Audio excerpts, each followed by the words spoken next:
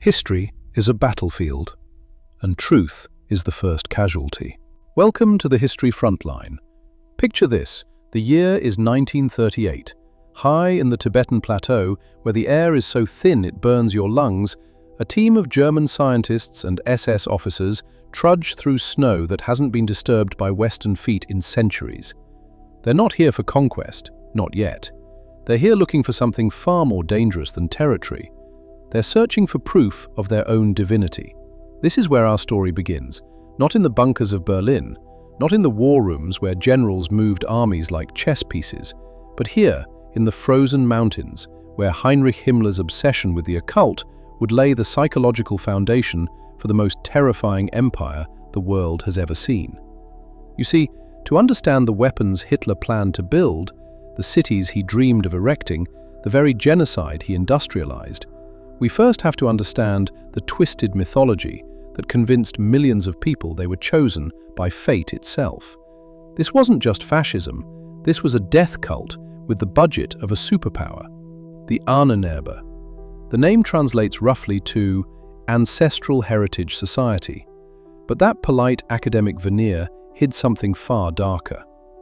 Founded in 1935 by Himmler himself, this organization had one purpose: to prove that the Aryan race was not just superior, but literally descended from gods. They sent expeditions to every corner of the globe: Tibet, Iceland, the Middle East, Antarctica, anywhere they thought they might find artifacts or evidence of an ancient master race. And Himmler believed every word of it. Standing at the center of this occult web was Wewelsburg Castle, a triangular fortress in Westphalia that Himmler transformed into his personal Camelot. He called it the center of the world. Inside its cold stone walls, the highest-ranking SS officers would gather in a circular room designed like King Arthur's round table. 12 seats, 12 knights, each one sworn to Himmler and Hitler with the fervor of religious zealots. But here's what chills the blood. Directly beneath that round table, in the castle's crypt, they installed a stone altar. And carved into the ceiling above it was a symbol that would haunt the 20th century: the Black Sun. 12 lightning bolts radiating from a central point, forming a wheel that seemed to pulse with malevolent energy. To this day, historians debate what rituals, if any, took place in that chamber. But we know this much: the men who walked out of Wewelsburg believed they were anointed by forces beyond human comprehension. Now, you might be thinking this sounds like fantasy, like bad fiction. But here's the terrifying truth. This magical thinking didn't stay locked in castle crypts. It infected every level of Nazi planning. When the SS went searching for the Holy Grail, they weren't playing make-believe. They genuinely believed that whoever possessed it would become invincible. When they sought the Spear of Destiny, the lance that supposedly pierced Christ's side, they thought it would grant them power over life and death. The expedition to Tibet in 1938 wasn't just about measuring skulls and taking photographs, though they did plenty of that. The team, led by zoologist Ernst Schaefer, was instructed to find evidence of an ancient Aryan homeland. They wanted to prove that the swastika, that twisted cross they'd adopted as their symbol, originated from a pure race that once ruled the roof of the world.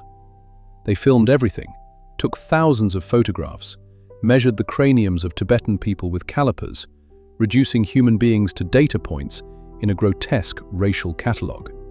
And they found exactly what they wanted to find.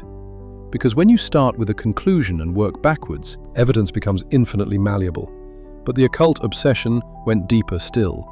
Himmler created an entire research division dedicated to tracking down ancient texts. They pillaged libraries across conquered Europe, searching for grimoires, alchemical manuscripts, anything that might contain forgotten knowledge. The Nazis believed that ancient civilizations had possessed advanced technology, that somewhere in the past, their Aryan ancestors had achieved greatness through mystical means. If they could just rediscover those secrets, they could harness power that modern science hadn't even imagined. This is where things get genuinely disturbing, because this wasn't just a hobby for Himmler and his inner circle.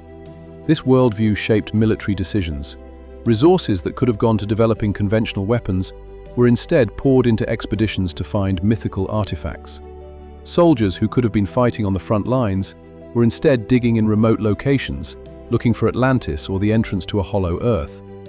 Karl Maria Willegut, Himmler's personal occult advisor, claimed he could access ancestral memories going back thousands of years.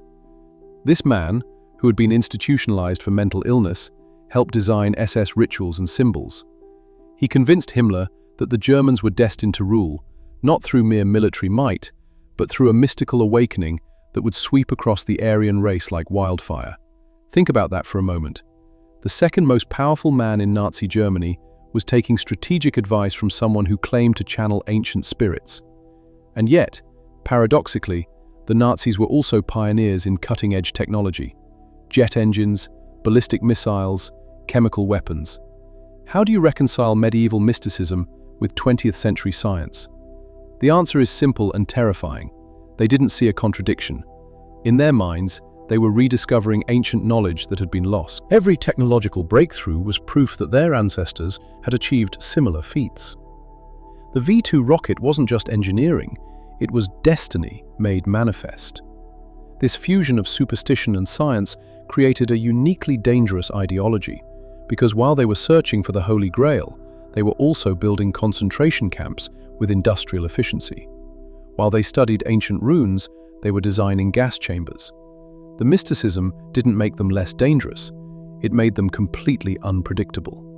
Consider the sheer resources dedicated to these pursuits. The Ahnenerbe employed hundreds of researchers. They had departments for archaeology, linguistics, anthropology, even folklore. They published academic journals. They conducted excavations. All of it funded by a state that was simultaneously preparing for total war. Every mark spent on digging up Viking burial mounds was a mark not spent on feeding soldiers or building tanks. But to Himmler, this wasn't a waste. This was the most important work being done, because in his mind, once they unlocked the secrets of their Aryan ancestors, the war would win itself. Enemies would simply bow before their obvious superiority. The master race would take its rightful place, not through conquest alone, but through cosmic inevitability. The Spear of Destiny deserves special mention. According to legend, whoever possessed the spear that pierced Christ during the crucifixion would be invincible in battle, but doomed to die the moment it left their possession. Hitler, upon annexing Austria in 1938, immediately had the spear transported from a Vienna museum to Nuremberg. He kept it there, in the city where the Nazi rallies thundered with the cheers of hundreds of thousands, until the Americans captured Nuremberg in 1945.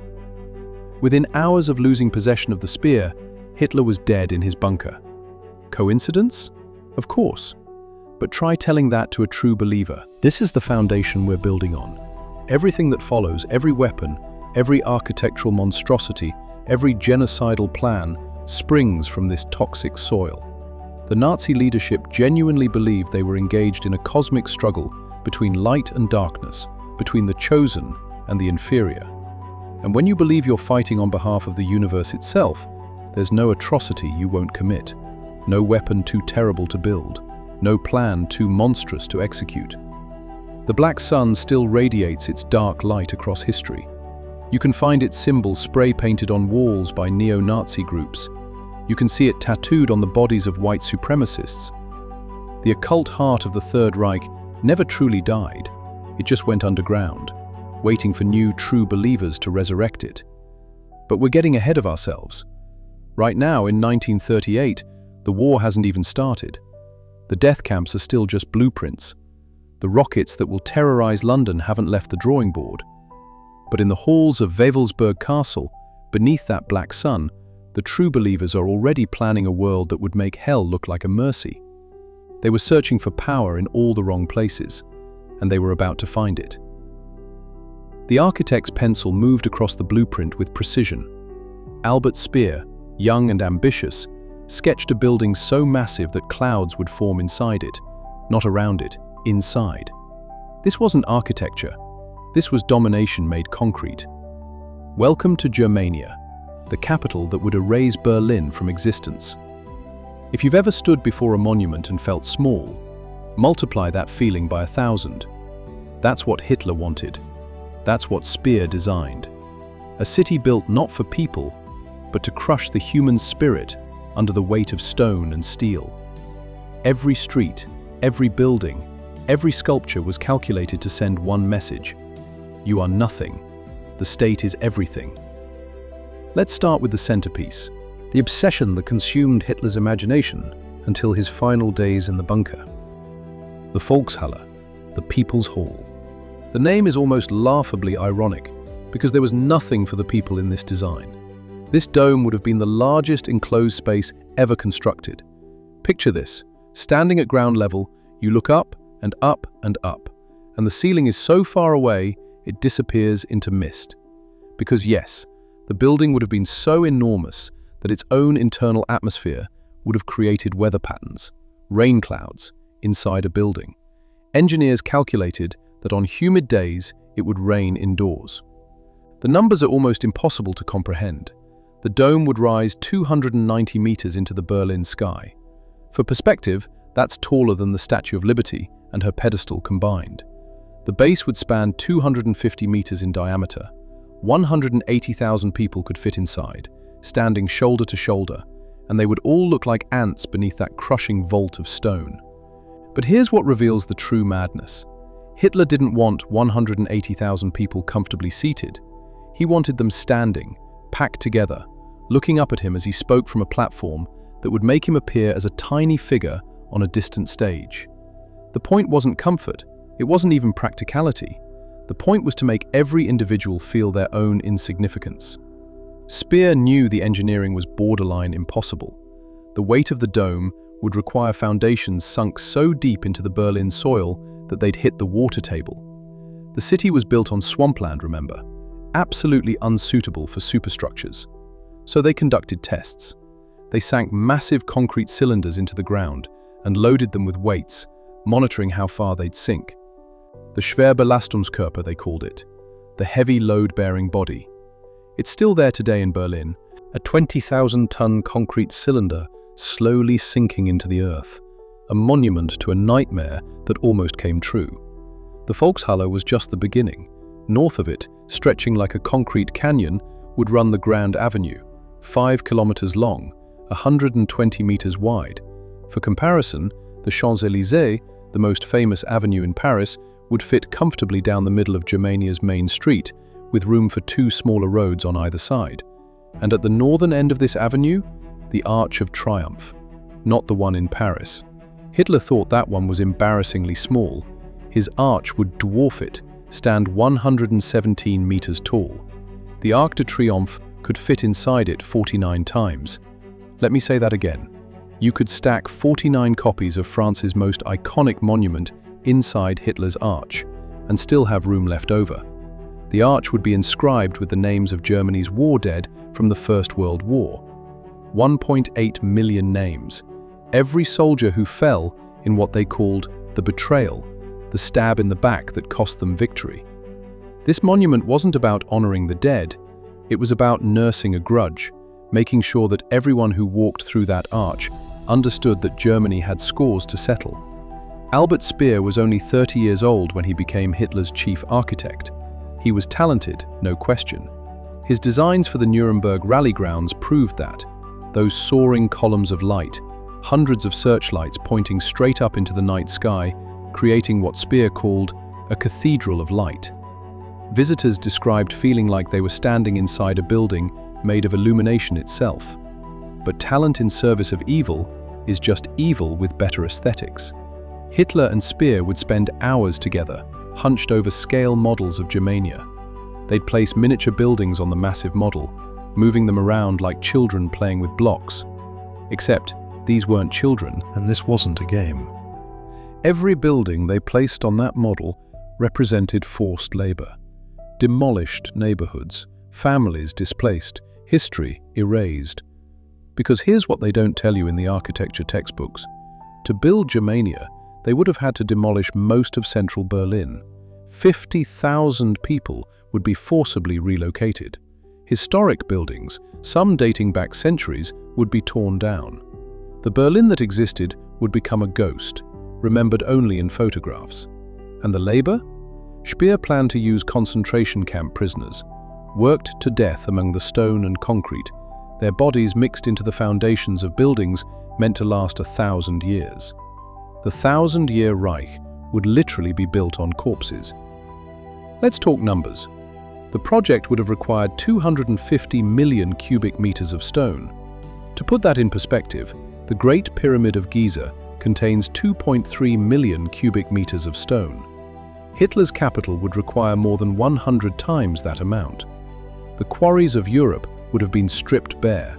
Entire mountains would have been reduced to rubble, all to feed Germania's endless appetite for granite and marble. The train station alone would have been obscene, bigger than Grand Central Terminal, a glass and steel palace designed to handle millions of visitors coming to witness the glory of the Reich. The tracks would have descended underground, out of sight, because Hitler didn't want the mess of railways spoiling his perfect city. Only the arriving and departing passengers would be visible, stepping into a hall designed to make them gasp. Even the street lamps were calculated for psychological impact. Speer designed them to be twice the height of normal streetlights, casting pools of illumination that would make pedestrians feel even smaller. Every bench, every statue, every water fountain was supersized. Walking through Germania was meant to feel like being a child in an adult's world, constantly reminded of your own powerlessness. The residential areas for party officials would have been only slightly less monstrous. Massive apartment blocks, all identical, all regimented. Private homes were for the highest leadership only. Everyone else would live in state housing, where your neighbors were always watching, where privacy was a myth, where even the walls had ears. Hitler obsessed over every detail. He'd review blueprints by candlelight in the evening, making notes in the margins, demanding changes. Make this taller, make this wider, add more columns. Every revision pushed the designs further into the realm of the impossible. But here's the darkest irony. Germania was never meant to be comfortable. It was meant to be intimidating. Visiting diplomats would arrive at the station, step onto that grand avenue, and feel their courage drain away as they walked toward the Volkshalle, that monstrous dome growing larger with every step. By the time they reached Hitler's reception hall, they'd already been beaten, not by weapons, by architecture. The cost was estimated at tens of billions of Reichsmarks, money that could have fed millions, built schools, hospitals. But Hitler didn't want schools, he wanted monuments. He wanted every person who visited Germania to understand, in their bones, that resistance was futile, that the Reich was eternal, that they were living in the shadow of history's final empire. Speer later claimed he had doubts, that he knew the designs were megalomaniacal, but he never stopped drawing, never stopped refining, never stopped enabling Hitler's fever dreams. Because deep down, beneath all the post-war contrition, Speer loved it, loved the power, loved seeing his designs realized at a scale no architect had ever achieved. The models survived the war. You can see them today in museums, these intricate miniatures of buildings that never existed. Looking at them is like staring at a parallel universe, one where the Allies lost, where the swastika flew over that impossible dome, where millions walked those streets in silence, their eyes cast down, their spirits broken. Germania was never built. The war consumed the resources, the plans gathered dust, Berlin was bombed into rubble, not by Germania's own demolition crews, but by Allied bombers. Where the Volkshalle would have stood, there's now a public park. Where that triumphant arch would have loomed, there's a street intersection, normal, human-scaled, alive. But the vision haunts us still, because we came so close, so terrifyingly close. Deep in the Kaiser Wilhelm Institute in Berlin, a cluster of physicists worked behind doors marked with a warning, "Virus House, no entry." The sign was a lie. There was no virus research happening inside, but there was something far more dangerous being born in those laboratories, something that could have ended the world before humanity even understood what atomic fire truly meant. This is the story of the Nazi atomic bomb program, and how close they came to splitting the atom before Robert Oppenheimer ever muttered, "I am become death." Let's set the scene. It's 1939. Germany has some of the finest scientific minds in the world. Werner Heisenberg, a Nobel Prize winner, brilliant beyond measure. Otto Hahn, who literally discovered nuclear fission the year before. Carl Friedrich von Weizsäcker, a physicist and philosopher. These weren't madmen. They were some of the brightest lights in 20th century physics, and they were all working in some capacity on Germany's atomic program. The Americans called their project Manhattan. The Germans called theirs the Uranverein, the Uranium Club. Sounds almost quaint, doesn't it? Like a gentleman's society. But there was nothing gentlemanly about what they were attempting. Nuclear fission had been discovered in December 1938 by Otto Hahn and Fritz Strassmann. They'd bombarded uranium with neutrons and found that the uranium atoms split apart, releasing enormous amounts of energy. Lisa Meitner and Otto Frisch, both refugees from Nazi Germany by that point, realized what this meant. A weapon of unimaginable power was theoretically possible. The race was on. But here's where the story gets complicated. Because asking whether Nazi Germany could have built an atomic bomb is the wrong question. The right question is, were they trying to build one, or were they trying to build something even worse? Heisenberg remains one of history's great enigmas. After the war, he claimed he deliberately sabotaged the program, steering it away from weapons development and toward reactor research. He painted himself as a resistance fighter, a secret hero who saved the world by failing on purpose. But the evidence tells a murkier story. In conversations secretly recorded by British intelligence after his capture, Heisenberg expressed shock and dismay that the Allies had succeeded where Germany failed. That doesn't sound like a man who was trying to lose. The truth probably lies somewhere in the messy middle. Heisenberg was a patriot who loved his country, but hated the regime. He was a scientist who understood the potential of atomic weapons, but perhaps couldn't quite bring himself to hand that power to Hitler. So he worked, but he worked slowly, carefully, making calculations that were just slightly off, recommending approaches that were dead ends. Not quite sabotage, more like strategic incompetence. Meanwhile, the Allies were terrified.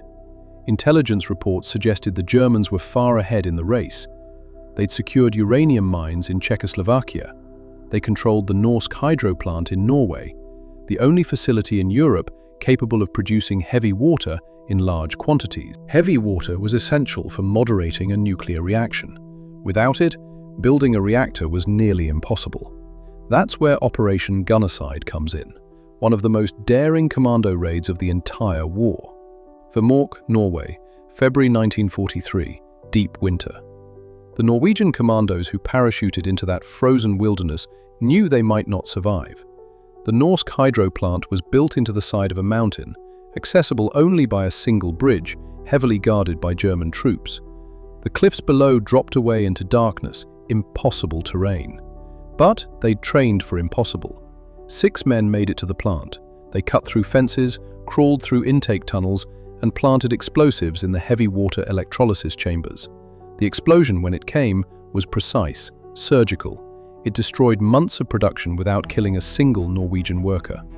The Germans repaired the damage, but the message was sent. The Allies knew what was happening at Vemork, and they would stop it at any cost. The Nazis tried to move the remaining heavy water to Germany. They loaded drums of it onto a ferry for the first leg of the journey. Norwegian resistance fighters planted a bomb in the ferry's hull. It sank in the deepest part of Lake Tinn, taking the heavy water down with it. That heavy water is still there today, rusting drums on the lake bottom, radioactive ghosts of a weapon that never was. But the reactor was only one approach. There were others, darker approaches. The Germans never achieved a sustained nuclear reaction. They never got close to building a bomb like the one that destroyed Hiroshima. But they didn't need to. They had chemists who understood that even failed reactor fuel could be weaponized. Not as an explosive, but as a poison, a dirty bomb. Spread radioactive material over enemy territory, contaminate the land, make cities uninhabitable. You don't need a massive explosion. You just need to dust a target with death that lingers for generations. Evidence suggests the Germans considered this approach for the Eastern Front. Scatter radioactive debris across Soviet positions. Let the invisible poison do its work. Soldiers would sicken and die. The land would become a dead zone, and nobody would understand why until it was too late. They never used it. Maybe they didn't have enough material. Maybe the logistics were impossible. Or maybe, just maybe, even the Nazi high command balked at unleashing that particular horror. Though given what they were doing in the camps, that seems unlikely. The Americans didn't know any of this for certain. They just knew the Germans were working on something. So the Manhattan Project became an obsession. Oppenheimer and his team worked around the clock, driven by nightmares of German bombers dropping atomic fire on London or Moscow. The irony is devastating. The Allies built the bomb to stop Hitler, but by the time it was ready, Hitler was already dead. Germany had surrendered. The weapon designed to stop the Nazis instead incinerated 2 Japanese cities. When the Alsos mission, the Allied intelligence unit tasked with tracking down Nazi atomic secrets, finally reached Heisenberg's laboratory, they found a small experimental reactor. Nowhere near critical mass, no weapons program, just research that had stalled, underfunded, and undermined. Some historians argue this proves Heisenberg was a hero. Others argue it proves he was simply a bad project manager. The truth? Probably neither. He was a brilliant man, trapped in an impossible situation, trying to navigate between his love of science and his hatred of what that science might enable. But here's what keeps me awake at night. They were so much closer than we realized. Not to a bomb, perhaps, but to understanding, to capability. If the war had lasted another year, if Hitler had prioritized the atomic program over his superweapons and wonder tanks, if Heisenberg had been a little more brilliant or a little less conscientious, the margins were razor thin. After the war, Allied intelligence discovered something else. Hidden away in salt mines and forgotten laboratories, they found designs, not for bombs, but for atomic engines, nuclear-powered submarines, atomic generators for cities. The Germans were thinking beyond weapons. They were imagining a world where atomic power drove their 1,000-year Reich. They called it the virus house, to keep people away. But the virus they were cultivating wasn't biological, it was ideological, the disease of total war taken to its ultimate conclusion. If we can split the atom, we can split reality itself. We can become gods. Standing in the ruins of the Kaiser Wilhelm Institute after the war, you could still feel the radiation, not from nuclear material, from ambition. The walls seemed to hum with the ghosts of calculations, the echo of equations that could have unmade the world. The race for the atomic bomb was won by America, but it was a near thing, closer than most people know, closer than we're comfortable admitting. And in some parallel universe, in some nightmare timeline, German jet bombers dropped atomic bombs on Moscow in 1944. The war turned, the Reich endured, and the virus house became the temple of a new, terrible age. We got lucky. Let's not forget that. The skyline of Manhattan on a clear day, the Empire State Building reaching toward heaven, the Statue of Liberty standing guard over the harbor. Now, imagine that skyline engulfed in flames, towers collapsing, the harbor boiling. This wasn't a nightmare some New Yorker had after a bad meal. This was Hitler's obsession, and he had engineers working day and night to make it reality. Welcome to the story of the America bomber and the vengeance weapons that rained terror from the sky. Let's start with London, because that's where the world first learned what it meant to be bombed by robots. June 1944, a week after D-Day. Londoners had endured years of bombing. The Blitz had tested their courage, and they'd held. They thought the worst was behind them. They were catastrophically wrong. The first V1 hit at 4 in the morning.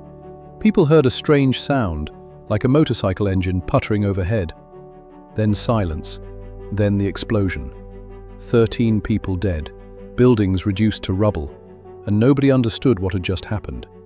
The Germans called it the Vergeltungswaffe, vengeance weapon, the V1. The British called it the Doodlebug, or the buzz bomb. 400 miles per hour. carried a warhead packed with 1,870 pounds of explosives, and it was completely unmanned. A flying bomb, a cruise missile before anyone had coined the term. Thousands of them fell on London that summer. The sound became part of daily life, that puttering engine growing louder, closer. Then, the terrible silence as the fuel ran out and the bomb began its final dive. People learned to listen for the engine cutting off. When the buzzing stopped, you had seconds to find cover, seconds between life and death. But the V1 was just the opening act. September 8, 1944. A new sound split the London sky. Not a putter, a thunderclap. No warning, just sudden, catastrophic violence.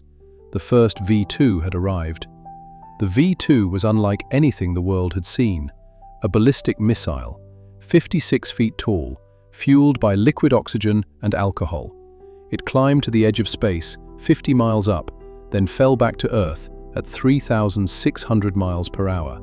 Faster than sound. You couldn't hear it coming. The explosion arrived before the sound of its descent. You were dead before you knew you were in danger. Wernher von Braun and his team at Peenemünde had created the world's first space rocket. Under different circumstances, it would have been a triumph of human ingenuity. Instead, it was a weapon of terror. More than 3,000 V2s fell on Allied targets.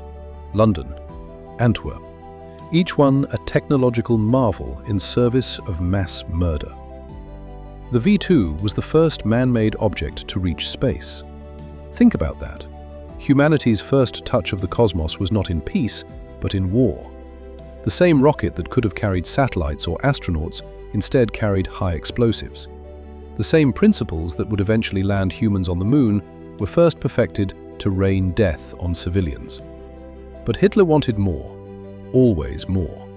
The V-weapons could reach London, but they couldn't reach New York. And Hitler was obsessed with striking America.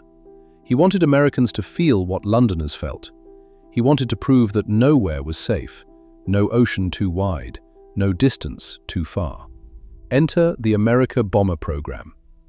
Multiple designs competed for the contract to build a bomber capable of striking the United States from Europe and returning. The distances were staggering. New York was 3,700 miles from Berlin. No conventional bomber could make that journey, so the engineers got creative and terrifying. The Messerschmitt P1108, a four-engine monster with a range of 9,000 miles. It could reach New York, drop 6 tons of bombs, and make it back. The design was sound. Production was scheduled to begin in late 1945. If the war had lasted 6 more months, squadrons of these bombers might have crossed the Atlantic. But the most insane design was the Silbervogel, the Silver Bird. This wasn't a bomber. This was a spacecraft. Eugen Zanger, an Austrian physicist, designed a rocket plane that would be launched from a 3-kilometer rail track. A massive rocket sled would accelerate it to 2,000 kilometers per hour. Then, the Silverbird's own rocket engines would ignite, pushing it to 22,000 kilometers per hour. It would climb to the edge of space, 100 kilometers up, then skip along the upper atmosphere like a stone skipping across water, each skip covering thousands of kilometers, bouncing across the Earth's atmosphere from Germany to New York and beyond. The payload? A nuclear bomb. Or, if they couldn't perfect that, the biggest conventional bomb they could fit. Dropped from space at hypersonic speeds. The impact alone would devastate a city block. The explosion would do the rest. It was brilliant. It was terrifying. It was completely impossible with the technology of the time. But they tried. God help us, they tried. Then there was the Horton Ho 229, the flying wing. Sleek, futuristic, like something from a science fiction film. No tail, no conventional fuselage, just a smooth wing with engines embedded inside. Radar couldn't see it properly. The shape scattered radar waves, making it almost invisible to detection. The world's first stealth bomber. A prototype flew in March 1945. Test pilot Erwin Ziller took it up and felt the future beneath his hands. Then, a control problem developed. The plane went into a spin. Ziller died in the crash. The program died with him, but the design didn't die. After the war, the Americans found the remaining prototypes, studied them, and decades later, the B-2 stealth bomber emerged, its shape eerily similar to the Horton flying wing. The psychological impact of the V weapons cannot be overstated. The Blitz had been terrifying, but at least you could see the bombers coming. You could hear the air raid sirens, you could take shelter. The V weapons removed that small comfort. They struck without warning, killed without mercy. You could be walking down the street, thinking about what to have for dinner, and then you simply ceased to exist. No drama, no last words, just sudden absence. Londoners developed a dark humor about it. The doodlebug doesn't care who you are, they'd say. Bombs at least show some prejudice. They tend to hit important buildings, but the V ones just fall wherever the engine quits. There was a lottery quality to the death, completely random, utterly impersonal. The V2 was worse because it was silent. At least with the V1, you had those few seconds after the engine cut out. With the V2, the first you knew about it was the building collapsing around you. Entire blocks would disappear in an instant. One moment, people living their lives, the next, crater and dust. Von Braun knew what his rockets were doing. He visited the production facilities at Mittelwerk, where concentration camp prisoners assembled V2s in underground tunnels. More prisoners died building the V2s than civilians died from their impact. 20,000 slave laborers worked to death in the darkness, their bodies carried out and replaced with fresh victims. Von Braun walked past them, inspected their work, never spoke out, never objected. After the war, the Americans gave him a new life, a new identity. He became the father of the American space program, the man who put Americans on the moon. And nobody talked about the slaves in the tunnels. Nobody mentioned the London neighborhoods turned to rubble. History had decided he was a hero. The V3 was even more ambitious. A supergun, 220 feet long, buried in the hills of France, aimed at London. It would have fired rocket-assisted shells 150 miles, dozens per hour, turning London into a permanent kill zone. Allied bombers destroyed it before it could fire a single shot. But the design was sound. The mathematics worked. It would have worked. Here's what terrifies me most about the V weapons program. They were winning, not the war. The Nazis were losing the war. But they were winning the race to the future of warfare. Remote weapons, guided missiles, hypersonic aircraft. They were decades ahead of everyone else. If the war had lasted longer, if Germany had managed to hold out, if the atomic bomb had taken another year to develop, the V weapons would have evolved, become more accurate, more deadly, more numerous. Imagine V2s with nuclear warheads. Imagine silver birds skipping across the atmosphere, dropping atomic fire on American cities. Imagine fleets of Horton flying wings, invisible to radar, carrying payloads that could level entire city blocks. We came so close to living in that world, so close that you can almost touch it, reaching back through time. The last V2 fell on London on March 27, 1945. A woman named Ivy Millerchamp was killed, the last casualty of Hitler's vengeance weapons. 6 weeks later, Germany surrendered. Von Braun and his team surrendered to the Americans. The rockets stopped falling, but the blueprints survived, the knowledge survived, and within a decade, American and Soviet missiles, direct descendants of the V2, were pointed at each other across the Cold War divide. The vengeance weapon became the doomsday weapon. The reign of fire had ended, but the storm was just beginning. There's a mine in Poland, Wenceslas Mine. Most people have never heard of it, but if even half the rumors are true, this unremarkable hole in the ground hosted experiments that bent reality itself. They called it Die Glock, the bell, and it might have been the most secret project in the entire Third Reich. We're entering murky territory now, the kind of history where documents were destroyed, witnesses disappeared, and what's left behind is fragments and shadows. Some of what I'm about to tell you is documented fact. Some is educated speculation, and some falls into that uncomfortable space where classified programs and conspiracy theories overlap so completely that separating truth from fiction becomes nearly impossible. But let's start with what we know for certain. SS General Hans Kammler. This name should be more famous than it is. Himmler was the man who built the concentration camps. Not theoretically, not philosophically, physically built them. He was an engineer by training, and he brought engineering precision to industrialized murder. The gas chambers, the crematoria, the infrastructure of genocide all passed through his hands. But Kammler was more than an architect of death. By 1944, he'd become Hitler's go-to man for Wunderwaffen, wonder weapons, secret projects so classified that even other high-ranking Nazis didn't know the details. He oversaw the V-weapon production. He commanded the underground factories where slaves built rockets. And somewhere, in the chaos of the war's final year, he vanished. Not killed in battle, not captured by the Allies, just gone, erased from existence as thoroughly as if he'd been a drawing on a chalkboard. Some say he died in Prague in May 1945. Others claim he was seen in South America in the 50s.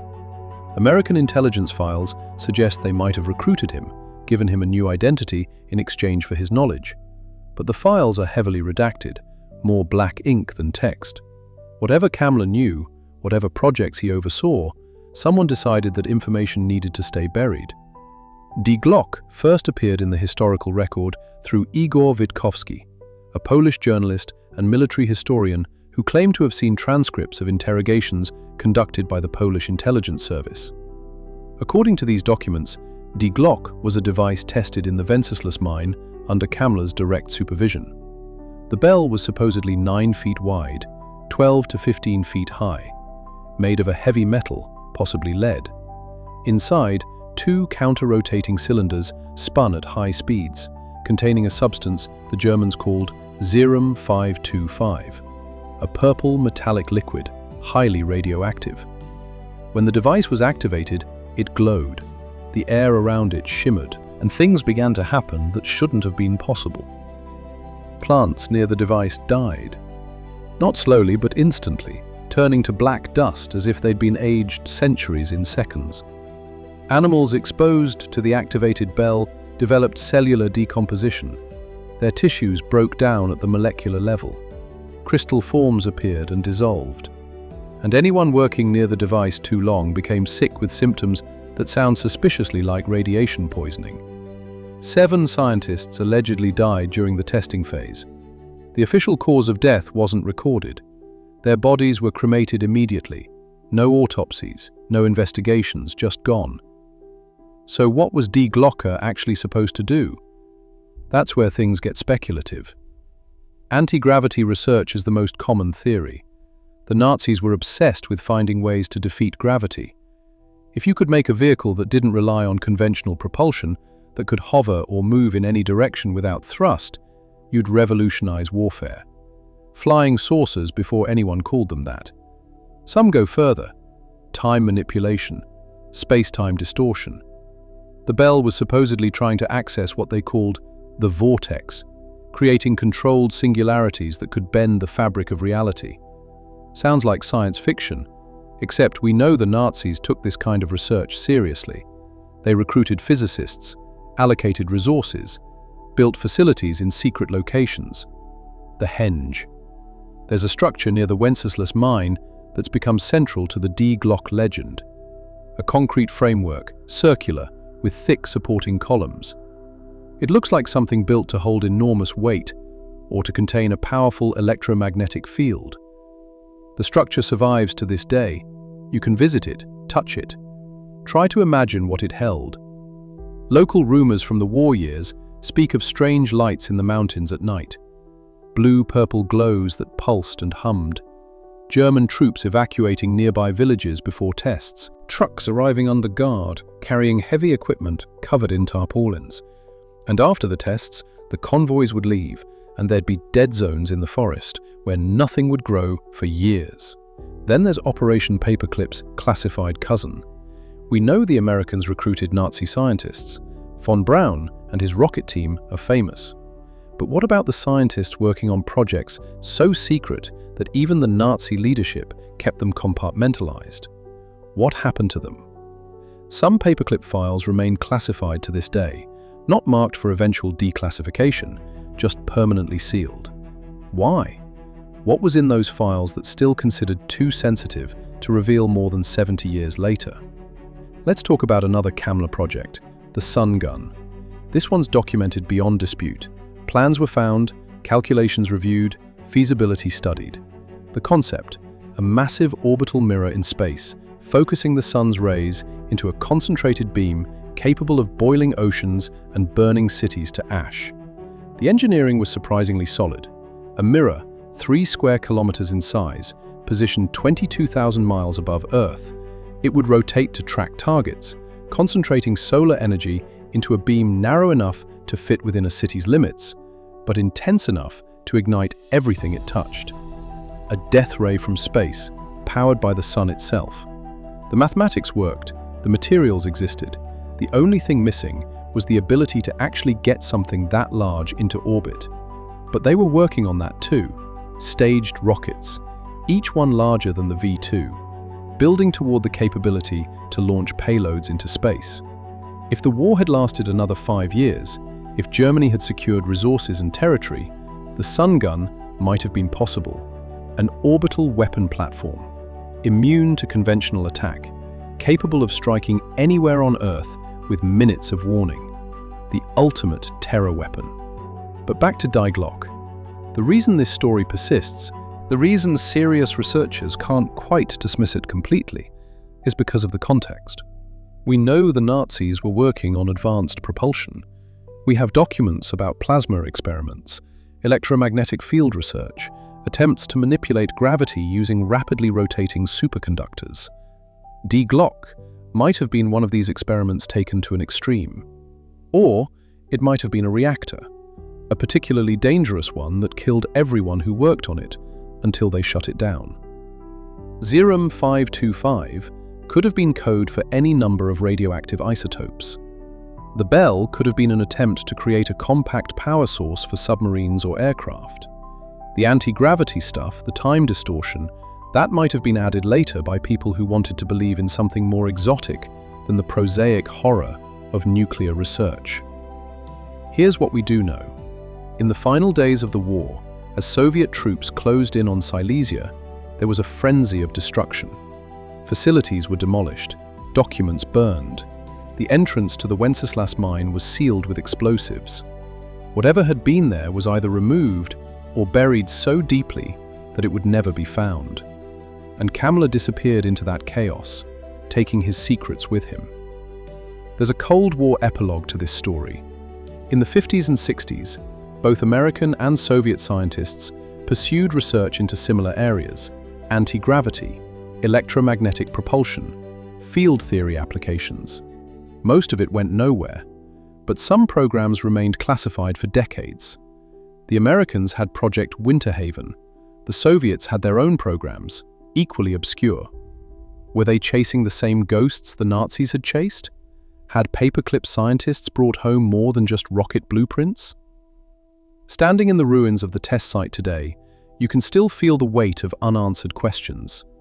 The concrete structure is solid, real, built for a purpose that's no longer obvious. The forest around it has regrown, but there are still patches where the undergrowth seems stunted, as if the earth itself remembers. Die Glocke represents something important about the Nazi relationship with science. They were simultaneously champions of rational engineering and devotees of mystical thinking. They built rockets using slide rules and differential equations, then convinced themselves those rockets were manifestations of destiny. They pursued fringe theories with the same resources and seriousness they devoted to proven weapons. Maybe Die Glocke was real, a device that actually worked, creating effects that modern physics still struggles to explain. Maybe it was a failure, a dangerous experiment that killed people and achieved nothing. Or maybe, most disturbingly, it was somewhere in between. A device that worked partially, that demonstrated principles we're only now beginning to understand, that was destroyed or hidden because its implications were too dangerous. We may never know the truth. The people who knew are dead. The documents are ashes. The device, if it existed, is gone. But sometimes, on quiet nights in that Polish valley, locals still report strange lights in the mountains, blue-purple pulses that come and go, probably just aurora effects, atmospheric phenomena, nothing to worry about. Probably. We need to stop talking about machines now, because the most monstrous blueprints weren't for buildings or weapons, they were for people, for the systematic eradication of entire populations and the redesigning of a continent's demographic makeup. This is where Nazi planning moved from megalomania into something far darker, intentional, calculated evil on a scale that defies comprehension. This is General Plan Ost, the general plan for the East, and it was going to be the Nazis' greatest achievement. Not military conquest, ethnic replacement, the permanent transformation of Eastern Europe into a German colony ruled by racial laws written in blood. The documents survived. Not all of them, but enough. Maps with color-coded zones marking populations for elimination, displacement, or enslavement. Spreadsheets calculating how many millions would need to starve to feed German settlers. Timelines spanning generations, planning not just for conquest, but for the complete erasure of cultures, languages, and peoples. Let's be clear about what we're discussing. General Plan Ost made the Holocaust look like a pilot program. The plan called for the death or displacement of up to 50 million people over 25 to 30 years. 50 million. The entire population of Britain at the time. All of them deemed racially inferior. All of them in the way of German Lebensraum, living space. The architects of this nightmare weren't raving lunatics. They were bureaucrats, academics, men with PhDs in economics and demographics who calculated human suffering with the same detachment they'd apply to crop yields.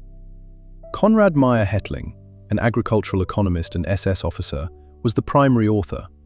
He created multiple versions of the plan, each revision expanding the scope, increasing the death toll, making the impossible seem merely difficult. Poland was to be first. The general government, they called it. 85% of Poles would be expelled or exterminated. The remaining 15% would be evaluated for potential Germanization. Children with blonde hair and blue eyes might be kidnapped, given to German families, raised as Germans. The Lebensborn program was already doing this, stealing children they deemed racially valuable. Under General Plan Ost, it would become systematic, industrial. The Soviet Union would suffer even more. 30 million Soviets marked for elimination, not through camps necessarily, through starvation. The Hunger Plan, it was called. Herbert Back, the Reich Minister of Food, drafted it personally. The logic was brutally simple. Germany needed Ukrainian grain. Ukrainian people ate that grain. Therefore, Ukrainian people had to go. The plan divided the Soviet Union into surplus and deficit zones. Surplus zones, primarily Ukraine and southern Russia, produced more food than their populations consumed. These areas would be secured, their harvests seized, and every kernel of grain shipped back to Germany. The deficit zones, the cities and northern regions that relied on food imports, would simply be cut off. 30 million people would starve to death within a single year, maybe more. The planners weren't entirely sure of the numbers, and frankly, they didn't care. Many tens of millions of people in this territory will become superfluous and will die or must emigrate to Siberia, Bakker wrote. Not might die, will die. It was stated as simple fact, as inevitable as a weather report. After the population was removed, German settlers would move in, millions of them. Farmers, administrators, soldiers, granted land as a reward for service. Each settler family would receive a homestead, worked by Slavic slaves who'd been deemed suitable for servitude. A feudal system recreated in the 20th century, with race determining everything. The cities would be demolished. Warsaw, Moscow, Leningrad. Too big, too Slavic, too full of inferior people and their inferior culture. The plan called for these cities to be razed and replaced with German towns of modest size. No city would be allowed to grow large enough to develop its own identity. Everything would be controlled, monitored, managed. Education would be eliminated for the slave populations. Children would learn only enough to count to 100, sign their names, and obey German masters. History, literature, art, none of that was necessary for slaves. Culture itself was targeted for extinction. Languages would be banned. Polish, Russian, Ukrainian, all of them would be suppressed. Within a generation, they'd be memories. Within two, they'd be forgotten completely. The Nazis understood that to truly erase a people, you had to erase their ability to communicate who they were. No language means no shared history. No shared history means no identity. No identity means nothing to resist with. The churches would be next. Religion was a competitor to state ideology. Nazi planners intended to eliminate organized Christianity in the East, replacing it with a form of paganism mixed with Germanic mysticism. The Ahnenerbe would provide the spiritual framework: ancient gods, blood and soil mythology, worship of the folk itself. This wasn't hidden, this was policy. High-ranking Nazis discussed it openly in internal meetings. Himmler spoke about it to his SS officers. The minutes of these meetings survive. "It is not our task to Germanize the East in the old sense," Himmler said. That is, to teach the people there the German language and German law, but to see to it that only people of pure German blood live in the East. Pure German blood. As if humans were crops to be cultivated, harvests to be managed. The Jews were to be eliminated first. That was already underway. The final solution, they called it. Extermination camps operated at industrial scale. Auschwitz, Treblinka, Sobibor. Names that would become synonyms for absolute evil. But the Jews were just the beginning. Once they were gone, the machine would turn its attention to Slavs, to Roma, to anyone who didn't fit the racial profile. And it was working. By 1943, millions were already dead. The camps were running at capacity. Mass shootings on the Eastern Front killed hundreds of thousands. Entire villages were burned with their populations locked inside. The machinery of genocide was refined daily, made more efficient, more systematic. The generals knew. Wehrmacht officers participated in mass killings. They handed over Jews and partisans to SS death squads. They watched as villages were destroyed and said nothing. After the war, they claimed they were just following orders, just fighting for their country. But the orders were to enable genocide, and they followed them enthusiastically. There's a map that survived, a demographic map showing the proposed population density of the new German East. Areas currently holding millions show populations in the thousands. The colors fade from dark to light, representing the transition from Slavic to Germanic. Looking at this map is like staring at a prophecy of silence. Each faded zone represents not just death, but extinction, not just individuals, but entire peoples. Ukraine was to become a breadbasket worked by slaves. Belarus was to be emptied almost entirely. The Baltic states would be Germanized first, their populations deemed closest to acceptable. Russia would be pushed back beyond the Urals, its people dying in the Siberian wilderness. 25 to 30 years, that was the timeline. One generation.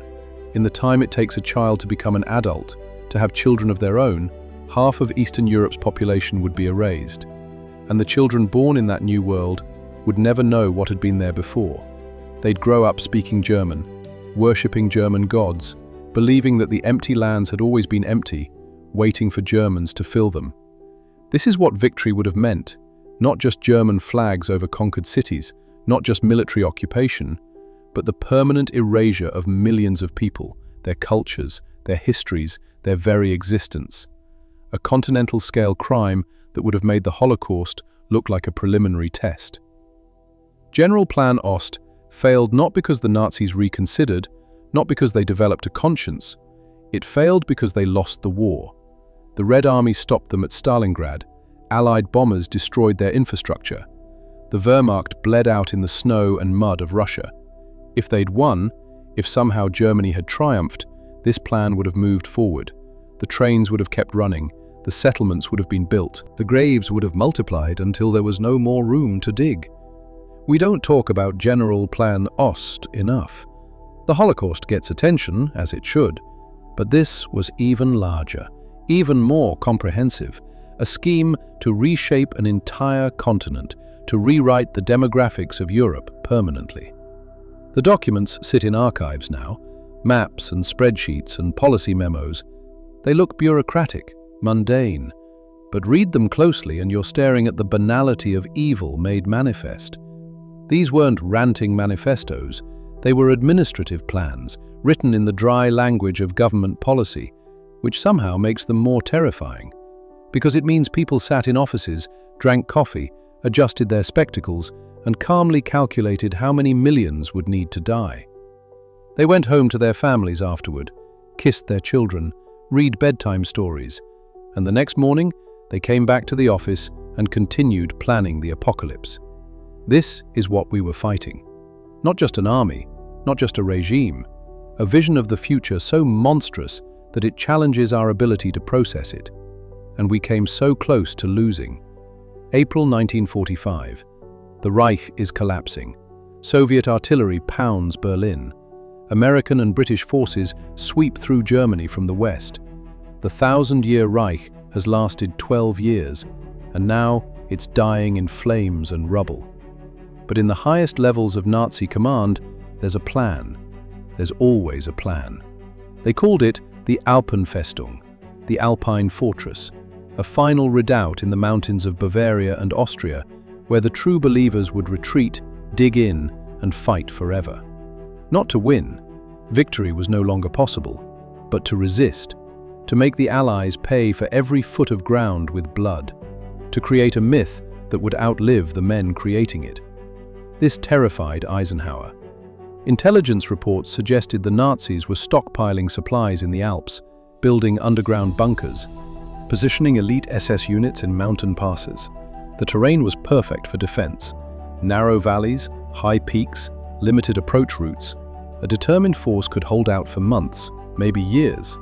And while they held out, they'd tie down Allied troops desperately needed for occupation and reconstruction. The reality was less organized than the fear. There were some supply depots, some fortifications. Units did retreat into the mountains in those final chaotic weeks. But the grand Alpine fortress? It was more myth than reality. A last propaganda effort by a regime that had built its power on myth and was now dying by it. But something else was very real. Operation Werwolf. The werewolves, Nazi guerrilla fighters who would be left behind after the surrender to continue the fight through sabotage and assassination. Werwolf wasn't just a concept, it was an actual program with training camps, weapons caches, and a command structure. The idea was simple and terrifying. Even after Germany surrendered, the war would continue. Collaborators would be killed, Allied officers would be assassinated, infrastructure would be sabotaged. The occupation would become a nightmare of constant vigilance and random violence. SS Obergruppenführer Hans Adolf Prutzmann was put in charge. He established training schools where teenagers, members of the Hitler Youth, were taught to kill, how to make improvised explosives, how to move silently through forests, how to shoot from ambush and disappear before help arrived. These weren't soldiers, they were children being transformed into terrorists. The propaganda was intense. Radio Werwolf broadcast calls for resistance. Rather a terrible end than an endless terror, they proclaimed. Every German house must become a fortress. Goebbels himself contributed, painting pictures of eternal resistance, of German pride never surrendering, even if the state collapsed. Some werewolf units actually operated. Scattered attacks in the months after surrender. A burgomaster assassinated here, a supply depot blown up there. But it never coalesced into the sustained insurgency the planners envisioned. Most Germans, exhausted by years of war, just wanted it to end. The children trained to be killers mostly went home, hid their weapons, and tried to forget what they'd been taught. But imagine if it had worked. Imagine if Werwolf had caught fire, if thousands of fanatical young Germans had melted into the population and waged guerrilla warfare for years. The occupation of Germany would have looked more like Iraq in the 2000s. Coalition troops dying to improvised explosives, collaborators found murdered, a constant state of paranoid tension. The most famous werewolf attack killed Franz Oppenhoff, the appointed mayor of Aachen, in March 1945. A team of 6 young Germans infiltrated behind Allied lines, found Oppenhoff in his home, and shot him. They escaped back to German lines. The message was clear: collaborate and die. But that was the exception. Most werewolf operations fizzled. The logistics were impossible. Supply lines didn't exist. Communication was cut. And most importantly, the population didn't support them. They were tired. They'd believed the propaganda for years, and it had led to ruin. Now they just wanted food and peace. In the Führer bunker, deep beneath Berlin, Hitler issued his Nero decree: scorched earth. If Germany couldn't have victory, then Germany would have nothing. Every bridge was to be demolished, every factory destroyed, every power plant blown up. The entire infrastructure of the German state would be obliterated, leaving the Allies only rubble to occupy. If the war is lost, the nation will also perish, Hitler said. There is no need to take into consideration the basis which the people will need to continue a primitive existence. On the contrary, it will be better to destroy these things ourselves, because this nation will have proved to be the weaker one. The weaker one. Germany had failed Hitler, therefore Germany deserved annihilation. The narcissism was absolute. The nation existed to serve the Führer. If it couldn't provide victory, it was worthless. Albert Speer, by then Minister of Armaments, tried to sabotage the Nero decree. He traveled through Germany, quietly telling commanders to ignore the destruction orders. Many did. Not out of resistance to Hitler, but because by that point, the orders were obviously insane. Destroying your own country's infrastructure when you were about to lose anyway was pointless spite. But some commanders followed the orders. Bridges were blown, factories demolished. In towns throughout Germany, Wehrmacht engineers planted explosives and brought down structures that had stood for centuries, purely because Hitler demanded it. Back in the Alps, the myth of the Alpine fortress had consequences. Eisenhower diverted forces to clear the mountains, worried about SS divisions dug into impregnable positions. Those forces could have been pushing east, taking territory before the Soviets. Instead, they were climbing mountains, searching for bunkers that mostly didn't exist. Patton was furious. He wanted to drive into Czechoslovakia, maybe even push toward Prague before the Red Army arrived. But Eisenhower held him back, worried about the southern threat. By the time it became clear the Alpine fortress was more propaganda than reality, Soviet forces had already secured Eastern Europe. Some historians argue this was Stalin's greatest intelligence victory of the war. Did Soviet agents plant or amplify reports of the Alpine fortress? Did they know it was mostly bluff, but encourage Allied paranoia anyway? It's possible. Stalin wanted Eastern Europe, and every day the Allies spent clearing non-existent mountain fortresses was another day for the Red Army to advance west. In the bunker, in those final days, reality dissolved entirely. Hitler moved phantom armies on maps, issued orders to units that no longer existed, spoke of miracle weapons arriving just in time. Around him, the inner circle maintained the fiction. No one wanted to be the one to tell him it was over. Eva Braun arrived. She'd been Hitler's secret mistress for years. Now, in the end, she insisted on joining him in death. They married in a brief civil ceremony. Then, on April 30th, 1945, as Soviet troops fought room to room in the streets above, Hitler shot himself. Eva took cyanide. Their bodies were carried up to the garden, doused in gasoline, and burned. The Third Reich outlived its Führer by 1 week. On May 7th, 1945, Germany surrendered unconditionally. The war in Europe was over. But the myth wasn't dead. Neo-Nazis still talk about the Alpine fortress. They spin fantasies about Hitler escaping to Argentina, about secret bases where the faithful waited for the moment to return. It's all nonsense, but the myth serves a purpose. It keeps the dream alive. It suggests that the defeat wasn't total, that somewhere, somehow, the Reich endures. And Operation Werwolf, while it failed militarily, succeeded as a template. Future insurgencies studied it. The Viet Cong, Iraqi insurgents. The concept of armed resistance by irregular forces melting into the population after attacks, it didn't start with Werwolf, but the program codified it, made it doctrine. The scorched earth orders revealed something essential about fascism. It's ultimately nihilistic. If the state can't dominate, it would rather destroy. There's no vision of peaceful coexistence, no graceful acceptance of defeat.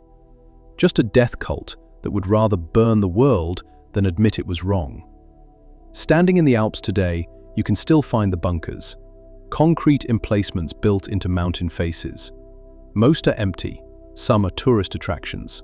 A few are sealed, too dangerous or contaminated to enter. They look small now, pathetic. Hard to believe these concrete boxes once represented the last hope of a dying empire. But they did. And in those final weeks, young men died defending them, fighting for a cause that was already lost, following orders from leaders who'd fled or committed suicide.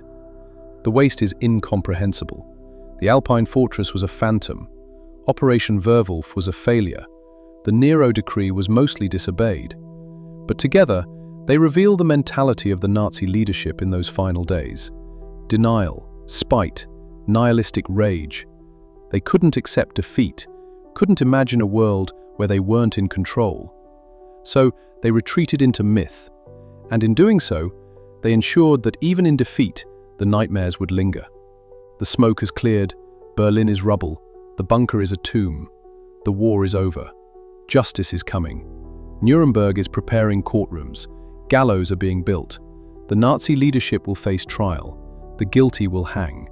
That's what we were told. That's what we wanted to believe. The truth? Many of the worst criminals never faced trial. They escaped, and not by accident. They had help from the Catholic Church, from sympathetic intelligence services, from governments that decided some Nazis were too valuable to punish. This is the story of the rat lines, the escape routes that carried war criminals to safety, and Operation Paperclip, the American program that recruited Nazi scientists and gave them new lives, new identities, and new opportunities to continue their work, just this time, for us. Let's start in Rome, 1945. The city is liberated but chaotic. The Vatican maintains its neutrality, its sovereignty intact. And within its walls, certain priests are running a private operation. They're helping Nazis escape to South America. Bishop Alois Hudal is the central figure, an Austrian priest with Nazi sympathies. He establishes a network to issue false papers, arrange transport, and secure visas. He calls it humanitarian work, helping refugees. In reality, he's helping architects of genocide flee justice. The route runs from Austria to Italy, then by ship to Argentina or Brazil. Thousands make the journey. SS officers, Gestapo agents, concentration camp commandants. They board ships as displaced persons, carrying forged identity papers provided by sympathetic Vatican officials. And the Allied powers, overwhelmed with millions of actual refugees, can't catch them all. Adolf Eichmann took this route. The architect of the final solution, the man who organized the deportation of millions to death camps. He reached Argentina in 1950, under the name Ricardo Clement. He lived quietly for a decade, working ordinary jobs, raising a family, until Israeli Mossad agents found him, kidnapped him from a Buenos Aires street corner, and brought him to trial in Jerusalem. Joseph Mengele also escaped, the angel of death from Auschwitz, who conducted grotesque medical experiments on prisoners, especially children. He reached South America and lived there until his death in 1979. He drowned while swimming in Brazil. No trial, no justice, just an old man dying in the surf. Franz Stangl, commandant of Treblinka, where 900,000 people were murdered. He escaped to Brazil, lived openly, worked at a Volkswagen factory. When Austrian authorities finally located him in 1967, they had to request extradition. He was tried, convicted, and died in prison. but he'd lived free for 20 years. These weren't isolated cases. Entire networks existed to facilitate these escapes. The rat lines, they were called, evoking the image of rats fleeing a sinking ship. And the rat lines had many routes: through Spain, through the Middle East, through Soviet-occupied territory, for those willing to switch sides. But the most disturbing collaboration wasn't run by sympathetic priests. It was run by the United States government. Operation Paperclip started in 1945 as the war was ending. American intelligence teams fanned out across Germany, racing against Soviet teams doing the same thing. They were looking for scientists, engineers, anyone with knowledge that might be useful in the coming Cold War. Werner von Braun was the prize, the man who'd built the V-2 rocket, the man who'd overseen production at Mittelwerk, where 20,000 concentration camp prisoners died. None of that mattered. What mattered was that he knew how to build rockets, and the Americans wanted that knowledge. Von Braun surrendered with his team, about 500 engineers and scientists. They'd carefully planned it, waiting until they were in the American zone before surrendering. They knew the Soviets would be less forgiving. The Americans loved them, put them to work immediately, first in White Sands, New Mexico, launching captured V-2s. Then, as the program expanded, at Redstone Arsenal in Alabama. Von Braun became the face of the American space program. When he appeared on Disney television in the 1950s, explaining rockets to children, he was a hero, an immigrant scientist who'd chosen America. Nobody talked about the slaves in the tunnels. Nobody mentioned the V-2 attacks on London. History had been sanitized. Von Braun was too useful to be a war criminal. But it wasn't just rocket scientists. Paperclip brought over chemists who'd worked on nerve gas, doctors who'd conducted experiments at Dachau, engineers who'd designed weapons, intelligence officials who'd run spy networks. In total, more than 1,600 Germans were recruited, given American citizenship, and put to work. Their files were whitewashed. References to Nazi Party membership were removed. Mentions of war crimes were deleted. Men who should have been in prison were instead drawing comfortable salaries from the US government. The justification was simple. If we don't recruit them, the Soviets will. And we can't afford to let the Soviets have that advantage. The Cold War was starting. Moral considerations were a luxury we couldn't afford. The Soviets had their own program, Operation Ossoaviakim. They grabbed every German scientist they could find in their occupation zone. Engineers were arrested in the middle of the night, loaded onto trains with their families, and shipped to the Soviet Union. There, they worked on Soviet rocket programs, Soviet jet designs, Soviet nuclear research, not as honored guests, as prisoners with technical skills. So, both superpowers built their arsenals on Nazi foundations. The missiles that faced each other across the Iron Curtain were descendants of the V-2. The jets that patrolled the skies were based on German designs. The nerve gases in chemical weapons stockpiles were refined from Nazi research. The space race? That was two teams of German scientists competing through American and Soviet proxies. Von Braun versus his former colleagues who'd been taken east. When Apollo 11 landed on the moon in 1969, it was a V-2 that got them there. Improved, refined, made larger, but the core technology was the same. Here's the bitter irony. The rockets that destroyed London were built by slaves to serve a genocidal regime. The rockets that took humanity to the moon were built by the same men using the same principles. Same designer, same mathematics, different flag. Von Braun never expressed remorse. In interviews, he'd brush off questions about the war.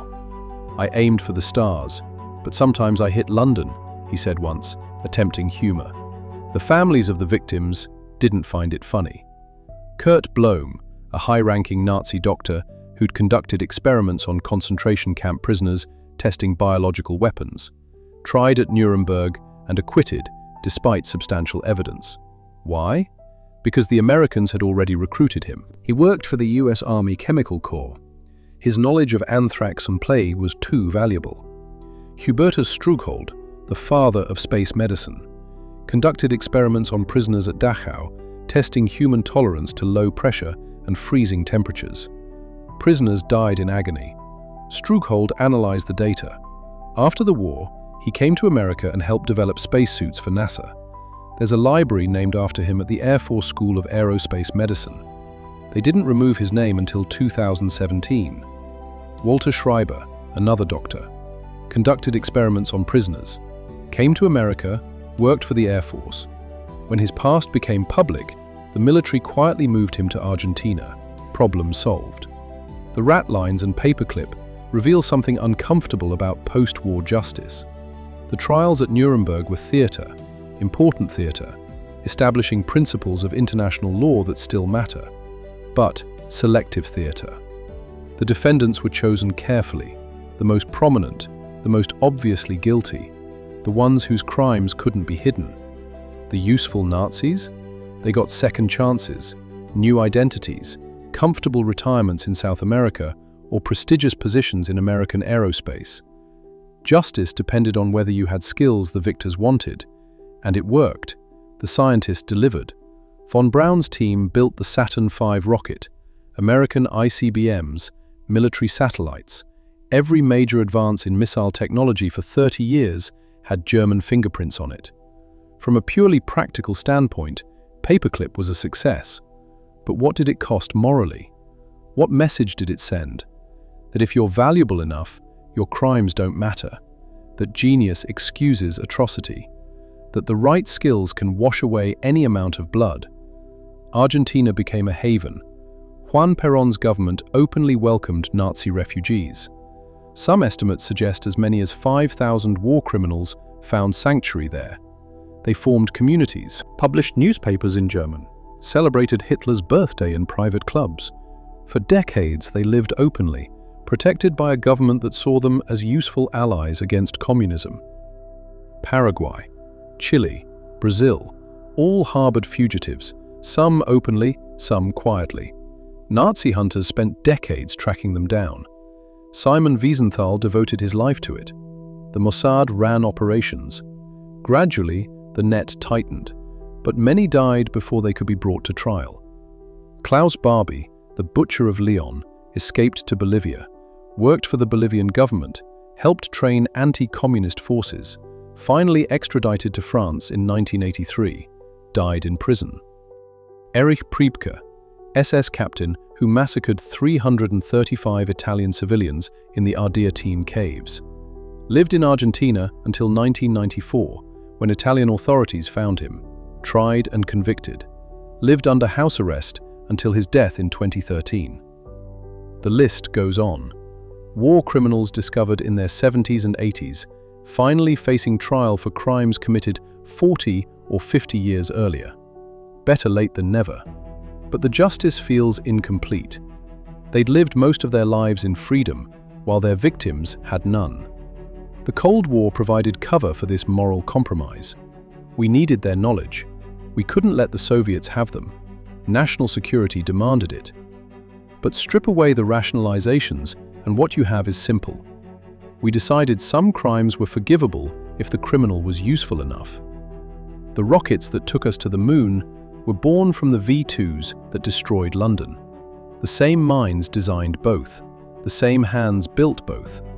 We tell ourselves the technology was neutral, that the knowledge was just knowledge, neither good nor evil. But knowledge doesn't exist in a vacuum. It's created by people, used by people, and stained by the circumstances of its creation. When Neil Armstrong stepped onto the lunar surface in 1969, millions celebrated. Humanity had reached beyond Earth. It was beautiful, inspiring, a moment of pure human achievement.